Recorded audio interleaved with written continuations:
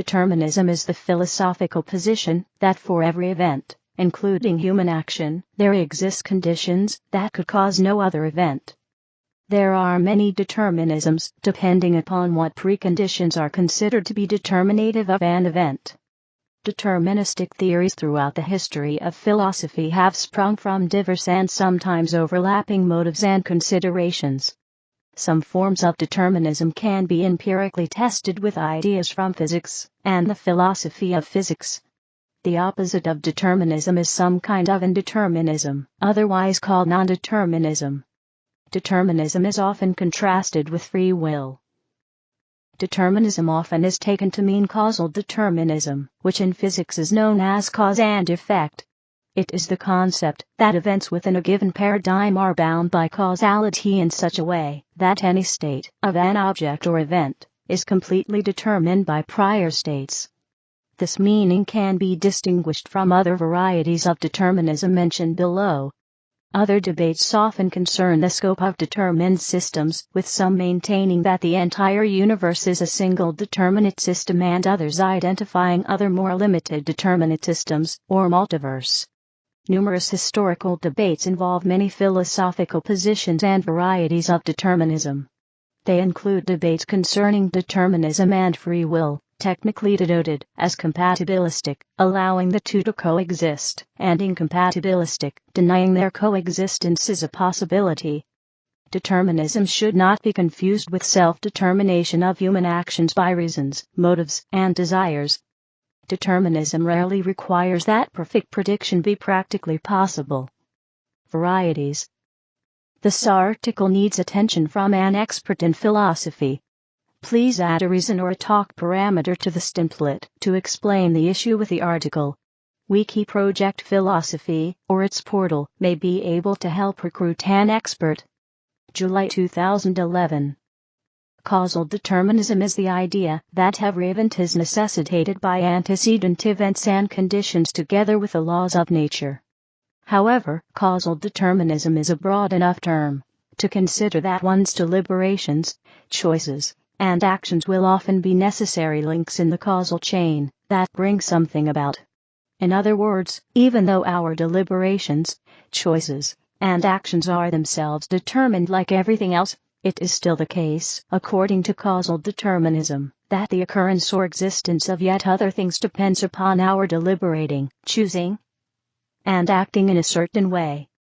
Causal determinism proposes that there is an unbroken chain of prior occurrences stretching back to the origin of the universe. The relation between events may not be specified, nor the origin of that universe. Causal determinists believe that there is nothing in the universe that is uncaused or self-caused. Historical determinism, a sort of path dependence, can also be synonymous with causal determinism. Causal determinism has also been considered more generally as the idea that everything that happens or exists is caused by antecedent conditions. In the case of nomological determinism, these conditions are considered events also, implying that the future is determined completely by preceding events, a combination of prior states of the universe and the laws of nature. Yet they can also be considered metaphysical of origin, such as in the case of theological determinism. Nomological determinism is the most common form of causal determinism. It is the notion that the past and the present dictate the future entirely and necessarily by rigid natural laws, that every occurrence results inevitably from prior events. Quantum mechanics and various interpretations thereof pose a serious challenge to this view. Nomological determinism is sometimes illustrated by the thought experiment of Laplace's demon. Nomological determinism is sometimes called scientific determinism, although that is a misnomer. Physical determinism is generally used synonymously with nomological determinism, its opposite being physical indeterminism. Necessitarianism is very related to the causal determinism described above. It is a metaphysical principle that denies all mere possibility. There is exactly one way for the world to be. Leucippus claimed there were no uncaused events, and that everything occurs for a reason, and by necessity. Predeterminism is the idea that all events are determined in advance. The concept of predeterminism is often argued by invoking causal determinism, implying that there is an unbroken chain of prior occurrence stretching back to the origin of the universe. In the case of predeterminism, this chain of events has been pre-established, and human actions cannot interfere with the outcomes of this pre-established chain. Predeterminism can be used to mean such pre-established causal determinism, in which case it is categorized as a specific type of determinism. It can also be used interchangeably with causal determinism in the context of its capacity to determine future events. Despite this, predeterminism is often considered as independent of causal determinism. The term predeterminism is also frequently used in the context of biology and hereditary, in which case it represents a form of biological determinism. Fatalism is normally distinguished from determinism. Fatalism is the idea that everything is fated to happen, so that humans have no control over their future. Fate has arbitrary power and need not follow any causal or otherwise deterministic laws. Types of fatalism include hard theological determinism, and the idea of predestination, where there is a God who determines all that humans will do. This may be accomplished either by knowing their actions in advance, via some form of omniscience, or by decreeing their actions in advance. Theological determinism is a form of determinism which states that all events that happen are preordained or predestined to happen by a monotheistic deity, or that they are destined to occur given its omniscience. Two forms of theological determinism exist, here referenced as strong and weak theological determinism. The first one, strong theological determinism, is based on the concept of a creator deity dictating all events in history. Everything that happens has been predestined to happen by an omniscient, omnipotent divinity. The second form, weak theological determinism, is based on the concept of divine foreknowledge. Because God's omniscience is perfect, what God knows about the future will inevitably happen, which means, consequently, that the future is already fixed. There exist slight variations on the above categorization. Some claim that theological determinism requires predestination of all events and outcomes by the divinity, i.e., they do not classify the weaker version as theological determinism, unless libertarian free will is assumed to be denied as a consequence, or that the weaker version does not constitute theological determinism at all. With respect to free will, theological determinism is the thesis that God exists and has infallible knowledge of all true propositions, including propositions about our future actions, more minimal criteria designed to encapsulate all forms of theological determinism. Theological determinism can also be seen as a form of causal determinism, in which the antecedent conditions are the nature and will of God. Logical determinism or determinateness is the notion that all propositions, whether about the past, present, or future, are either true or false. Note that one can support causal determinism without necessarily supporting logical determinism, and vice versa, depending on one's views on the nature of time, but also randomness. The problem of free will is especially salient now with logical determinism. How can choices be free, given that propositions about the future already have a truth value in the present, i.e., it is already determined as either true or false? This is referred to as the problem of future contingents. Adequate determinism focuses on the fact that, even without a full understanding of microscopic physics, we can predict the distribution of 1,000 coin tosses. Often synonymous with logical determinism are the ideas behind spatio-temporal determinism or eternalism, the view of special relativity. J.J.C. Smart, a proponent of this view, uses the term tenselessness to describe the simultaneous existence of past, present, and future. In physics, the block universe of Hermann Minkowski and Albert Einstein assumes that time is a fourth dimension, like the three spatial dimensions. In other words, all the other parts of time are real, like the city blocks up and down a street, although the order in which they appear depends on the driver. Siri D. Putnam argument. Adequate determinism is the idea that quantum indeterminacy can be ignored for most macroscopic events. This is because of quantum decoherence. Random quantum events average out in the limit of large numbers of particles, where the laws of quantum mechanics asymptotically approach the laws of classical mechanics. Stephen Hawking explains a similar idea. He says that the microscopic world of quantum mechanics is one of determined probabilities. That is, quantum effects rarely alter the predictions of classical mechanics, which are quite accurate, albeit still not perfectly certain, at larger scales. Something as large as an animal cell, then, would be adequately determined even in light of quantum indeterminacy. Philosophical connections with nature/nurture controversy. Nature and nurture interact in humans. A scientist looking at a sculpture, after some time, does not ask whether we are seeing the effects of the starting materials, or of environmental influences.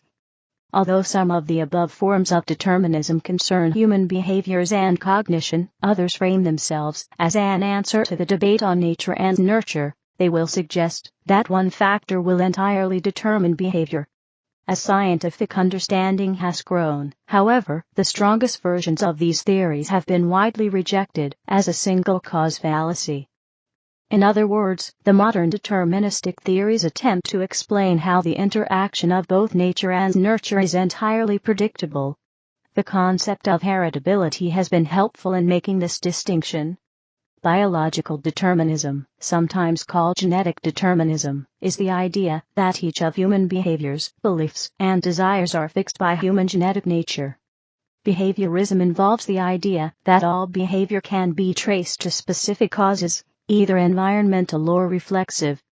John B. Watson and B. F. Skinner developed this nurture-focused determinism. Cultural determinism, or social determinism, is the nurture-focused theory that the culture in which we are raised determines who we are. Environmental determinism, also known as climatic or geographical determinism, proposes that the physical environment, rather than social conditions, determines culture. Supporters of environmental determinism often also support behavioral determinism. Key proponents of this notion have included Ellen Churchill Semple, Ellsworth Huntington, Thomas Griffith Taylor, and possibly J.R. Diamond, although his status as an environmental determinist is debated. With particular factors.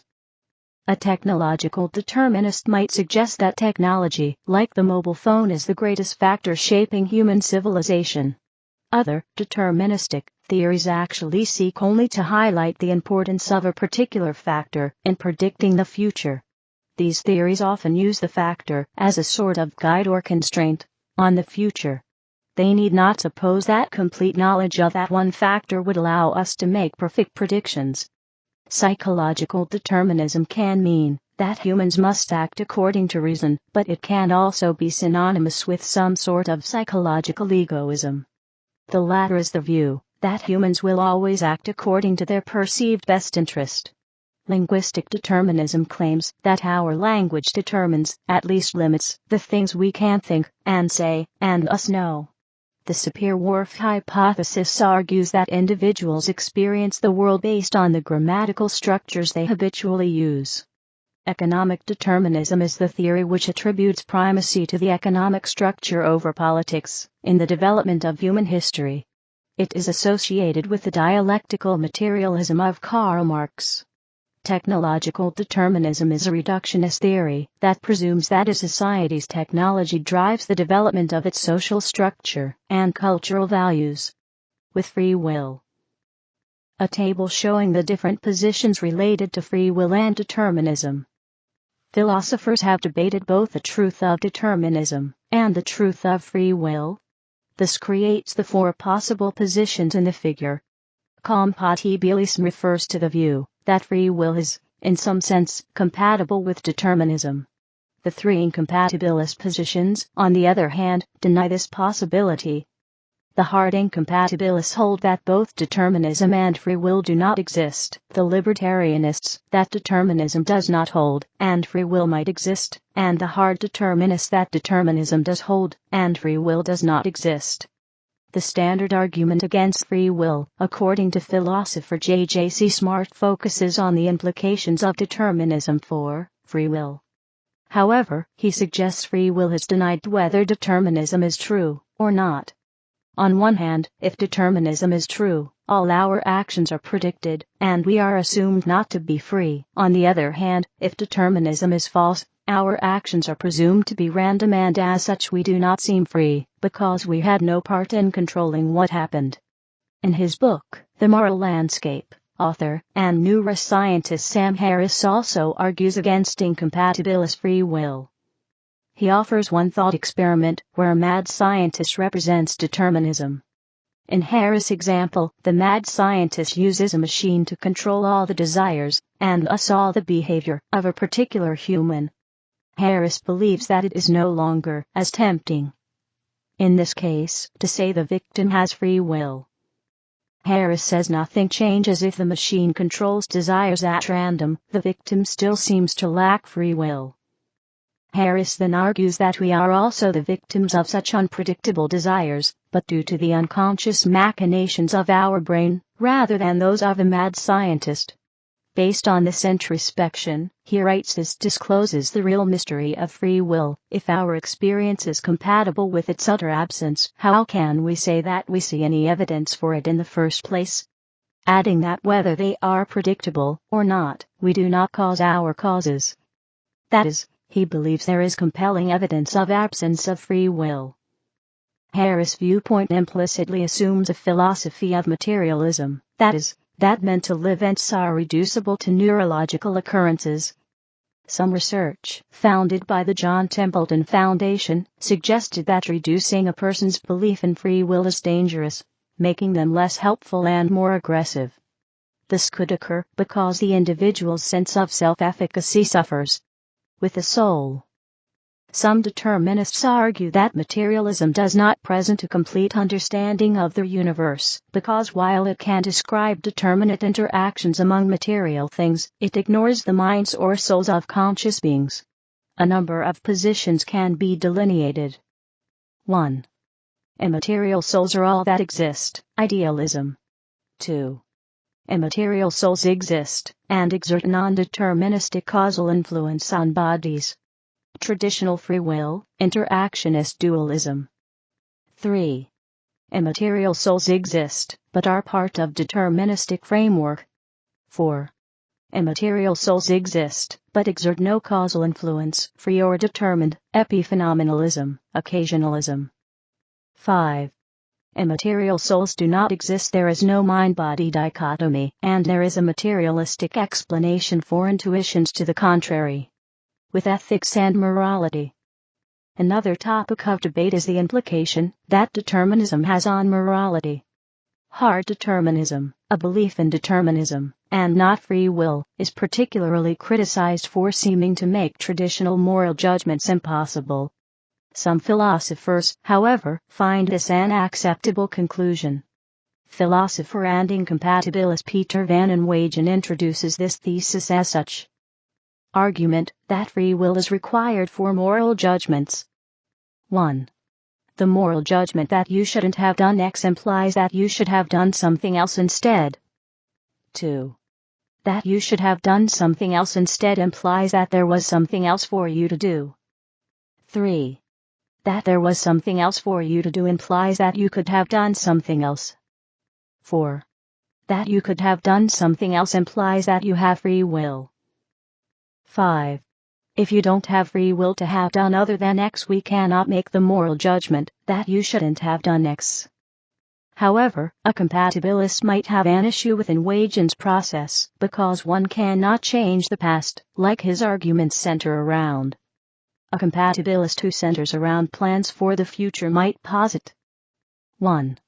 The moral judgment that you shouldn't have done X implies that you can do something else instead. 2.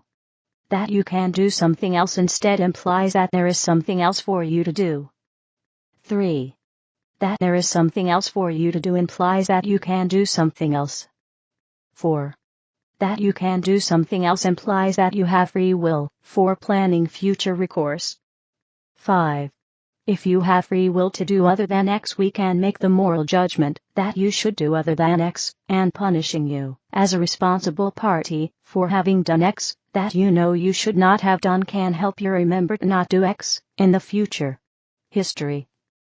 Some of the main philosophers who have dealt with this issue are Marcus Aurelius, Omar Khayyam, Thomas Hobbes, Baruch Spinoza, Gottfried Leibniz, David Hume, Baron Holbach, Paul Heinrich Dietrich, Pierre-Simon Laplace, Arthur Schopenhauer, William James, Friedrich Nietzsche, Albert Einstein, Niels Bohr, Ralph Waldo Emerson, and, more recently, John Searle, Ted Hundrich, and Daniel Dennett. McAchiesa notes that the probabilistic or selectionistic determinism of B.F. Skinner comprised a wholly separate conception of determinism that was not mechanistic at all.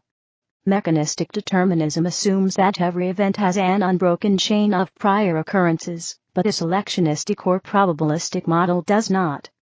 Eastern tradition. This section possibly contains original research. Please improve it by verifying the claims made and adding in lean citations. Statements consisting only of original research should be removed. December 2010. The idea that the entire universe is a deterministic system has been articulated in both Eastern and non-Eastern religion, philosophy, and literature. In I Ching and philosophical Taoism, the ebb and flow of favorable and unfavorable conditions suggests the path of least resistance is effortless. See Wu Wei.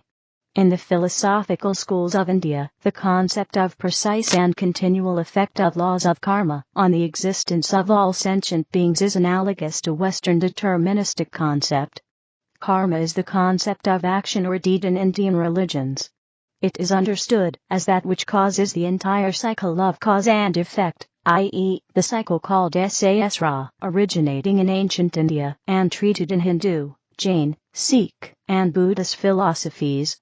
Karma is considered predetermined and deterministic in their universe, and in combination with the decisions, free will, of living beings, accumulates to determine futuristic situations that the living being encounters. See Karma in Hinduism.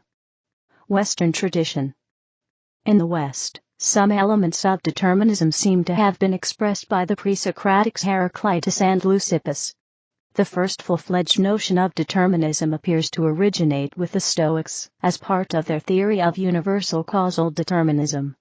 The resulting philosophical debates, which involve the confluence of elements of Aristotelian ethics with Stoic psychology, led in the 1st-3rd century CE, in the works of Alexander of Aphrodisias, to the first recorded Western debate over determinism and freedom, an issue that is known in theology as the paradox of free will. The writings of Epictetus as well as Middle Platonist and early Christian thought were instrumental in this development. The Jewish philosopher Moses Maimonides said of the deterministic implications of an omniscient God, "Does God know, or does he not know that a certain individual will be good or bad? If thou sayest, he knows, then it necessarily follows that that man is compelled to act as God knew beforehand he would act, otherwise God's knowledge would be imperfect." Determinism in the West is often associated with Newtonian physics, which depicts the physical matter of the universe as operating according to a set of fixed, knowable laws. The billiard ball hypothesis, a product of Newtonian physics, argues that once the initial conditions of the universe have been established, the rest of the history of the universe follows inevitably. If it were actually possible to have complete knowledge of physical matter and all of the laws governing that matter at any one time, then it would be theoretically possible to compute the time and place of every event that will ever occur. Laplace's demon. In this sense, the basic particles of the universe operate in the same fashion as the rolling balls on a billiard table, moving and striking each other in predictable ways to produce predictable results. Whether or not it is all-encompassing in so doing, Newtonian mechanics deals only with caused events, e.g., if an object begins in a known position and is hit dead-on by an object with some known velocity, then it will be pushed straight toward another predictable point. If it goes somewhere else, the Newtonians argue, one must question one's measurements of the original position of the object, the exact direction of the striking object, gravitational or other fields that were inadvertently ignored, etc. Then, they maintain, repeated experiments and improvements in accuracy will always bring one's observations closer to the theoretically predicted results. When dealing with situations on an ordinary human scale, Newtonian physics has been so enormously successful that it has no competition. But it fails spectacularly as velocities become some substantial fraction of the speed of light, and when interactions at the atomic scale are studied. Before the discovery of quantum effects and other challenges to Newtonian physics, uncertainty was always a term that applied to the accuracy of human knowledge about causes and effects, and not to the causes and effects themselves. Newtonian mechanics as well as any following physical theories are results of observations and experiments, and so they describe how it all works within a tolerance. However, old Western scientists believed if there are any logical connections found between an observed cause and effect, there must be also some absolute natural laws behind. Belief in perfect natural laws driving everything, instead of just describing what we should expect, led to searching for a set of universal simple laws that rule the world. This movement significantly encouraged deterministic views in Western philosophy, as well as the related theological views of classical pantheism. Modern scientific perspective. Generative processes. Although it was once thought by scientists that any indeterminism in quantum mechanics occurred at too small a scale to influence biological or neurological systems, there is indication that nervous systems are influenced by quantum indeterminism due to chaos theory. It is unclear what implications this has for free will given various possible reactions to the standard problem in the first place. Not all biologists grant determinism. Christoph Koch argues against it, and in favor of libertarian free will, by making arguments based on generative processes, emergence. Other proponents of emergentist, or generative philosophy, cognitive sciences, and evolutionary psychology, argue that determinism is true. They suggest instead that an illusion of free will is experienced due to the generation of infinite behavior from the interaction of finite deterministic set of rules and parameters. Thus the unpredictability of the emerging behavior from deterministic processes leads to a perception of free will, even though free will, as an ontological entity, does not exist. Certain experiments looking at the neuroscience of free will can be said to support this possibility. In Conway's Game of Life, the interaction of just 4 simple rules creates patterns that seem somehow alive. As an illustration, the strategy board games chess and Go have rigorous rules in which no information, such as cards' face values, is hidden from either player, and no random events, such as dice rolling, happen within the game. Yet, chess, and especially Go with its extremely simple deterministic rules, can still have an extremely large number of unpredictable moves. When chess is simplified to 7 or fewer pieces, however, there are endgame tables available which dictate which moves to play to achieve a perfect game. The implication of this is that given a less complex environment, with the original 32 pieces reduced to 7 or fewer pieces, a perfectly predictable game of chess is possible to achieve. In this scenario, the winning player would be able to announce a checkmate happening in at most a given number of moves, assuming a perfect defense by the losing player, or less moves if the defending player chooses suboptimal moves, as the game progresses into its inevitable, predicted conclusion. By this analogy, it is suggested, the experience of free will emerges from the interaction of finite rules and deterministic parameters that generate nearly infinite and practically unpredictable behavioral responses. In theory, if all these events could be accounted for, and there were a known way to evaluate these events, the seemingly unpredictable behavior would become predictable. Another hands-on example of generative processes is John Horton Conway's playable Game of Life. Nassim Taleb is wary of such models and coined the term ludic fallacy.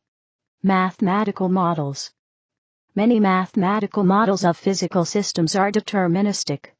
This is true of most models involving differential equations, notably those measuring rate of change over time. Mathematical models that are not deterministic because they involve randomness are called stochastic. Because of sensitive dependence on initial conditions, some deterministic models may appear to behave non-deterministically. In such cases, a deterministic interpretation of the model may not be useful due to numerical instability and a finite amount of precision in measurement. Such considerations can motivate the consideration of a stochastic model even though the underlying system is governed by deterministic equations. Quantum mechanics and classical physics. Day-to-day physics. Since the beginning of the 20th century, quantum mechanics, the physics of the extremely small, has revealed previously concealed aspects of events.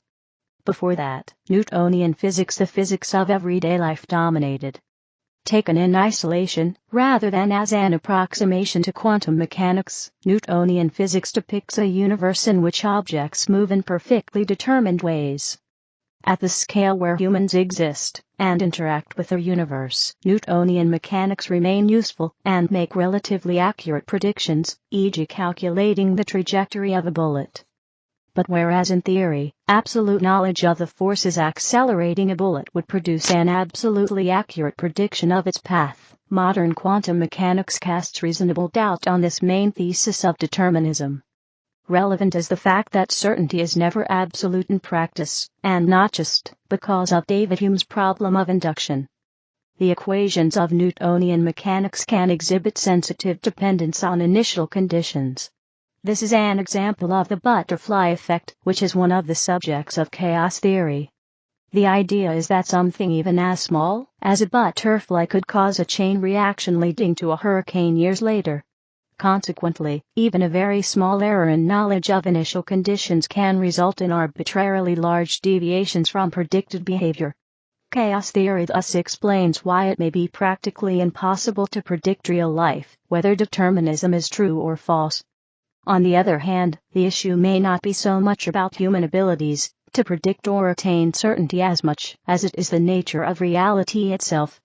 For that, a closer, scientific look at nature is necessary. Quantum realm. Quantum physics works differently in many ways from Newtonian physics. Physicist Aaron D. O'Connell explains that understanding our universe at such small scales as atoms requires a different logic than day-to-day life does. O'Connell does not deny that it is all interconnected. The scale of human existence ultimately does emerge from the quantum scale. O'Connell argues that we must simply use different models and constructs when dealing with the quantum world. Quantum mechanics is the product of a careful application of the scientific method, logic, and empiricism. The Heisenberg uncertainty principle is frequently confused with the observer effect. The uncertainty principle actually describes how precisely we may measure the position and momentum of a particle at the same time. If we increase the accuracy in measuring one quantity, we are forced to lose accuracy in measuring the other. These uncertainty relations give us that measure of freedom from the limitations of classical concepts which is necessary for a consistent description of atomic processes. Although it is not possible to predict the trajectory of any one particle, they all obey determined probabilities which do permit some prediction. This is where statistical mechanics come into play, and where physicists begin to require rather unintuitive mental models. A particle's path simply cannot be exactly specified in its full quantum description. Path is a classical, practical attribute in our everyday life, but one which quantum particles do not meaningfully possess. The probabilities discovered in quantum mechanics do nevertheless arise from measurement of the perceived path of the particle. As Stephen Hawking explains, the result is not traditional determinism, but rather determined probabilities. In some cases, a quantum particle may indeed trace an exact path, and the probability of finding the particles in that path is one certain to be true. In fact, as far as prediction goes, the quantum development is at least as predictable as the classical motion, but the key is that it describes wave functions that cannot be easily expressed in ordinary language. As far as the thesis of determinism is concerned, these probabilities, at least, are quite determined. These findings from quantum mechanics have found many applications, and allow us to build transistors and lasers. Put another way, personal computers, Blu-ray players, and the internet all work because humankind discovered the determined probabilities of the quantum world. None of that should be taken to imply that other aspects of quantum mechanics are not still up for debate. On the topic of predictable probabilities, the double-slit experiments are a popular example. Photons are fired one by one through a double-slit apparatus at a distant screen. Curiously, they do not arrive at any single point, nor even the 2 points lined up with the slits, the way you might expect of bullets fired by a fixed gun at a distant target. Instead, the light arrives in varying concentrations at widely separated points, and the distribution of its collisions with the target can be calculated reliably. In that sense, the behavior of light in this apparatus is deterministic, but there is no way to predict where in the resulting interference pattern any individual photon will make its contribution, although there may be ways to use weak measurement to acquire more information without violating the uncertainty principle. Some, including Albert Einstein, argue that our inability to predict any more than probabilities is simply due to ignorance. The idea is that, beyond the conditions and laws we can observe or deduce, there are also hidden factors, or hidden variables, that determine absolutely in which order photons reach the detector screen. They argue that the course of the universe is absolutely determined, but that humans are screened from knowledge of the determinative factors. So, they say, it only appears that things proceed in a merely probabilistically determinative way. In actuality, they proceed in an absolutely deterministic way. These matters continue to be subject to some dispute. A critical finding was that quantum mechanics can make statistical predictions which would be violated if local hidden variables really existed. There have been a number of experiments to verify such predictions, and so far they do not appear to be violated. This would suggest there are no hidden variables, although many physicists believe better experiments are needed to conclusively settle the issue. See also Bell test experiments. Furthermore, it is possible to augment quantum mechanics with non-local hidden variables to achieve a deterministic theory that is in agreement with experiment. An example is the Bohm interpretation of quantum mechanics.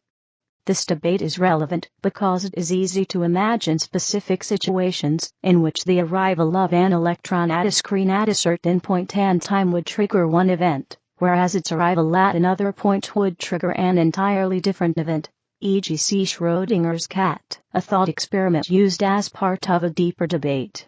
Thus, quantum physics casts reasonable doubt on the traditional determinism of classical Newtonian physics insofar as reality does not seem to be absolutely determined. This was the subject of the famous Bohr-Einstein debates between Einstein and Niels Bohr, and there is still no consensus. Adequate determinism, see Varieties. Above is the reason that Stephen Hawking calls libertarian free will just an illusion. Compatibilistic free will, which is deterministic, may be the only kind of free will that can exist. However, Daniel Dennett, in his book Elbow Room, says that this means we have the only kind of free will worth wanting. For even more discussion, see free will. Other matters of quantum determinism. Chaotic radioactivity is the next explanatory challenge for physicists supporting determinism. All uranium found on Earth is thought to have been synthesized during a supernova explosion that occurred roughly 5 billion years ago.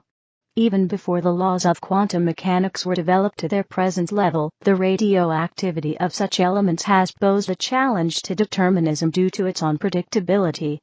1 gram of uranium-238, a commonly occurring radioactive substance, contains some 2.5 by 1021 atoms. Each of these atoms are identical and indistinguishable according to all tests known to modern science. Yet about 12,600 times a second, one of the atoms in that gram will decay, giving off an alpha particle. The challenge for determinism is to explain why and when decay occurs, since it does not seem to depend on external stimulus. Indeed, no extant theory of physics makes testable predictions of exactly when any given atom will decay.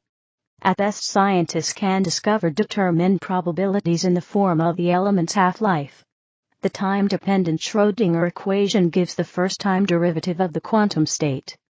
That is, it explicitly and uniquely predicts the development of the wave function with time. So if the wave function itself is reality rather than probability of classical coordinates, quantum mechanics can be said to be deterministic.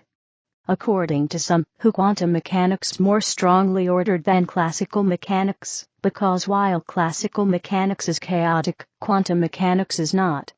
For example, the classical problem of three bodies under a force such as gravity is not integrable, while the quantum mechanical three-body problem is tractable and integrable, using the Faddeev equation's clarification needed. This does not mean that quantum mechanics describes the world as more deterministic, unless one already considers the wave function to be the true reality.